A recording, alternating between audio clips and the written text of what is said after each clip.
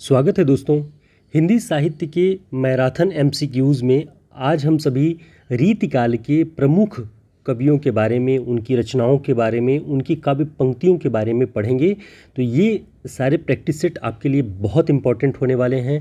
इस क्लास के बाद आपको लगेगा कि आपने बहुत सारी बातें रीतिकाल के कवियों के बारे में, उनकी रचनाओं के बारे में जान ली है।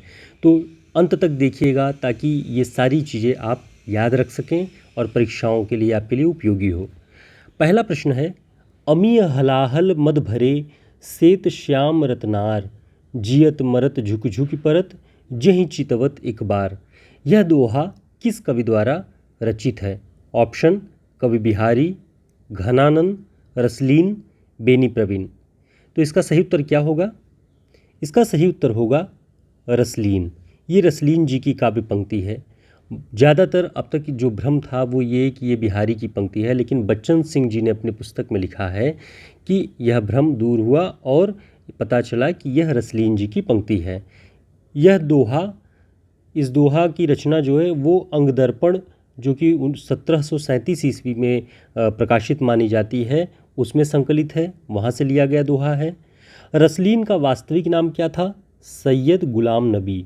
ये 1696 ईस्वी से 1750 ईस्वी तक विद्यमान थे। तो रसलीन का मूल नाम आपको ध्यान रखना है और इनका सन भी, जन्म सन भी आपको ध्यान रखना है। बच्चन सिंह जी ने लिखा कि बहुत दिनों तक यह दोहा बिहारी जी का समझा जाता था, लेकिन यह अंगदर्पण का ही है। अंगदर्पण किसकी रचना है? रसलीन की। ठीक, तो इतनी बातें आपको ध्यान रखना है। और इनकी जो रचनाएं हैं, अंगदर्पण की बात हमने की, नखशिख वर्णन की पुस्तक मानी जाती है, बच्चन सिंह जी ने लिखा है। और रस प्रबोध नायिका भेद की रचना मानी जाती है। ठीक है, तो ये रसलीन के बारे में महत्वपूर्ण जानकारी, एक प्रश्न के बहाने आपने कई पॉइंट्स देख लिया रसलीन के बारे में। अगला प्रश्न है, नवरस तरंग।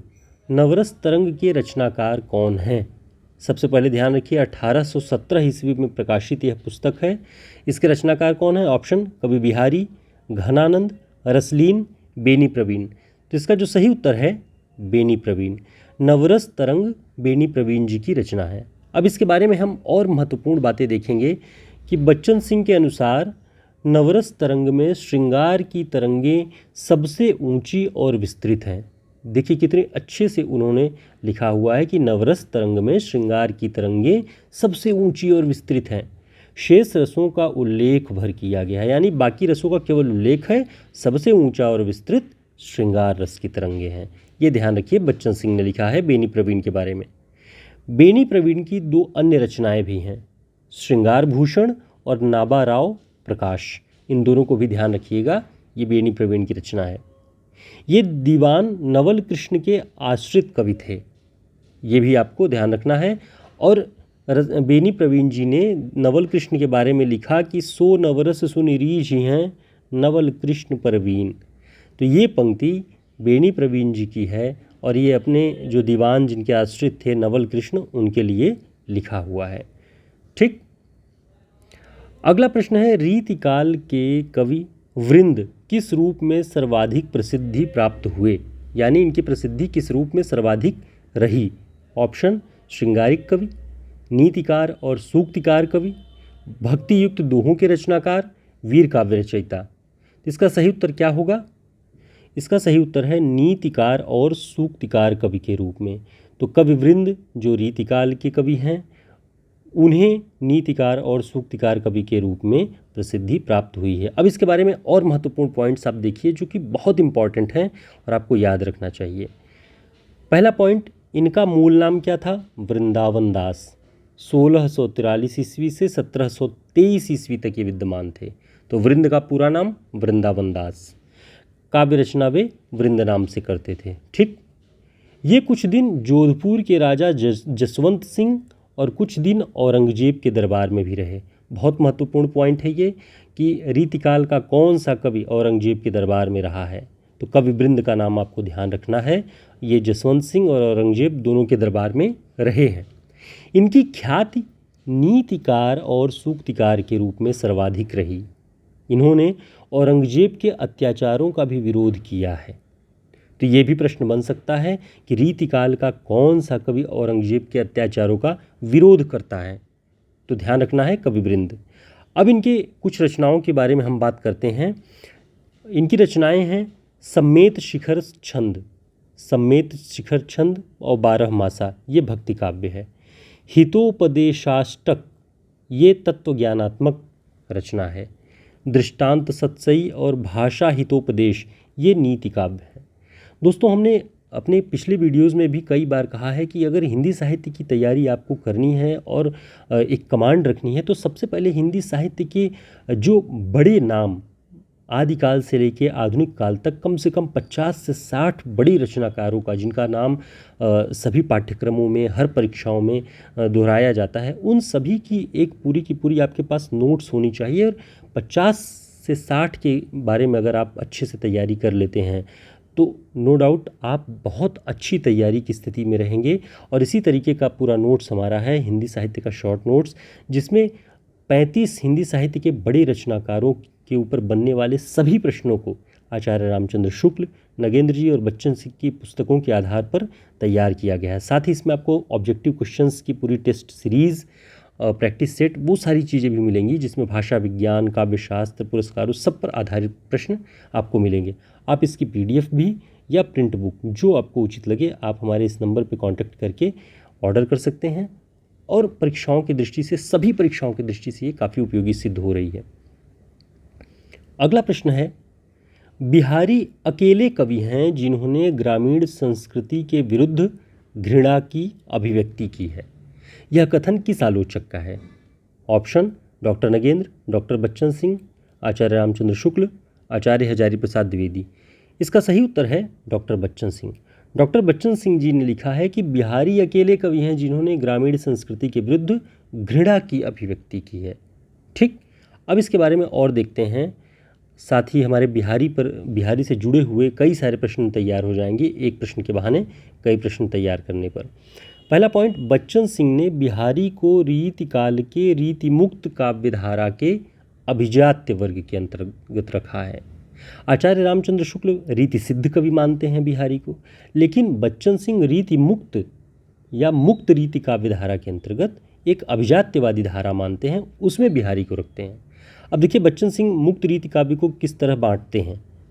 अपने हिंदी साहित्य का दूसरा इतिहास नामक पुस्तक में उन्होंने मुक्त रीति काव्य के 2 रूप माने हैं। पहला क्लासिकल या अभिजात्य धारा, जिसमें बिहारी का नाम है, और दूसरा है स्वच्छंद धारा।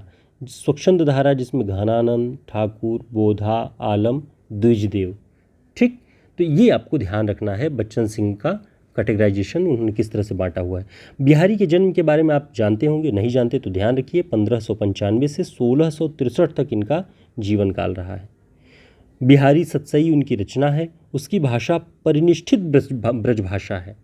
ठीक है, बिहारी ने केवल दोहा छंद में कविताएं लिखी हैं, ये बच्चन सिंह जी की पुस्तक में लिखा हुआ है। ध्यान रखिए कि बिहारी ने किसी अन्य छंद के अलावा केवल दोहा छंद में अपनी कविताएं, रचनाएं लिखी हैं। तो इस तरह यहाँ पर आपके प्रश्न बिहारी से संबंधित तैयार हो जाते हैं आसानी से। दोस्तों, आपको हमारा प्रैक्टिस सेट अगर उपयोगी लगता है, हमारा प्रयास आपको सार्थक लगता है और किसी भी तरीके से आपकी जानकारी को परिवर्धित और संवर्धित करता है हमारा प्रयास, तो वीडियो को लाइक कर दीजिएगा और चैनल को सब्सक्राइब कर लीजिएगा अगर आपने नहीं किया हुआ अब तक, ताकि हम फिर मिलते रहें और आपकी तैयारी जारी रहे। अगला प्रश्न है, समुझे कविता घन आनंद की ही आँखिन नेह की पीर तकी। घनानंद के काव्य के विषय में यह पंक्ति किसने रची है? समुझे कविता घन आनंद की ही आँखिन नेह की पीर तकी। ऑप्शन आलम, बोधा, ठाकुर, ब्रजनाथ। तो इसका जो सही उत्तर है ब्रजनाथ। ब्रजनाथ जी ने लिखा है। ये बच्चन सिंह की पुस्तक में ये बात है, ये तथ्यात्मक रूप से एकदम करेक्ट है।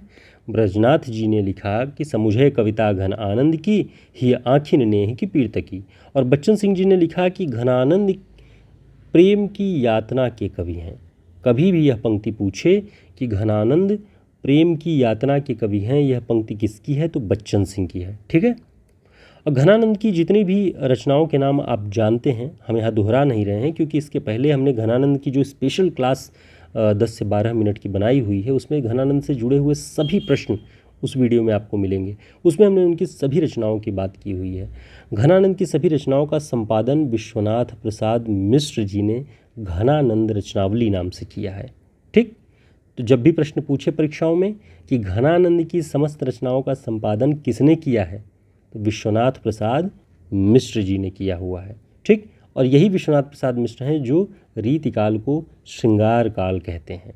ठीक है, और इनकी पुस्तक का नाम भी आप जानते होंगे, हिंदी साहित्य का अतीत, जो 2 भागों में है।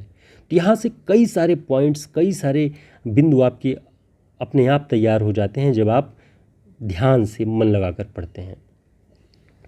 अगला प्रश्न है, रावरे रूप को रीति अनूप, नयो नयो लागत ज्यों ज्यों निहारी। ये पंक्ति किस रचनाकार की है? रावरे रूप को रीति अनूप, नयो नयो लागत ज्यों ज्यों निहारिये। ऑप्शन घनानंद, बिहारी, बोधा, रसलीन। इसका सही उत्तर है घनानंद। ठीक, अब यहाँ कुछ और पॉइंट्स देखते हैं कि घनानंद की जो कीर्ति का आधार है, घनानंद की कीर्ति का आधार सुजान हित या घनानंद कवित्त है। ये उनकी रचनाएं हैं, उनकी कीर्ति का आधार ध्यान रखिएगा। बच्चन सिंह ने माना है कि सुजान हित या घनानंद कवित्त ही उनकी कीर्ति का आधार है। उनकी एक अन्य काव्य पंक्ति बहुत प्रसिद्ध है कि तुम कौन धो पाटी पढ़े हो लला, मन ले हूँ पे दे हूँ छटाक नहीं। कौन सी पार्टी, कौन सा पाठ पढ़ के आए हो लला, कि मन ले हूँ पे दे हूँ छटाक नहीं, मन तो ले लेते हो लेकिन छटाक भर भी वापस नहीं देते हो। इस तरह की बात ये घनानंद जी ने लिखा हुआ है। ठीक है, तो दोस्तों इस तरह से हमने ये प्रैक्टिस सेट डिज़ाइन ऐसा किया हुआ कि आप इन 6 प्रश्नों में कम से कम 40 से 50 प्रश्न आप आसानी से तैयार करते हैं। अगर मैं फुटकल तरीके से आप लोगों के समक्ष पेश करता कि बिहारी की भाषा किस प्रकार की है या बिहारी ने किस छंद का प्रयोग किया है, तो ऐसे करके कम से कम 50 प्रश्न बनते। लेकिन हमें पॉइंट्स में आपको बताने हैं ताकि प्रश्नों के साथ एक नोट्स भी आपके तैयार हो सकें, बिखरे हुए ना हों, एकत्रित हों। तो इस तरह के सभी नोट्स आपको हमारे इस हिंदी साहित्य के शॉर्ट नोट्स में उपलब्ध हैं, जो कि मिल जाएंगी। परीक्षाओं के दौरान रिवीजन में बहुत उपयोगी होंगे, चाहे छत्तीसगढ़ लोक सेवा आयोग से आयोजित होने वाली असिस्टेंट प्रोफेसर की परीक्षा हो, उत्तराखंड एलटी की परीक्षा हो या यूजीसी नेट, किसी भी परीक्षा के लिए बहुत उपयोगी पुस्तक है ये। फिर मिलते हैं एक नए वीडियो में, तब तक के लिए नमस्कार, शुभकामनाएं।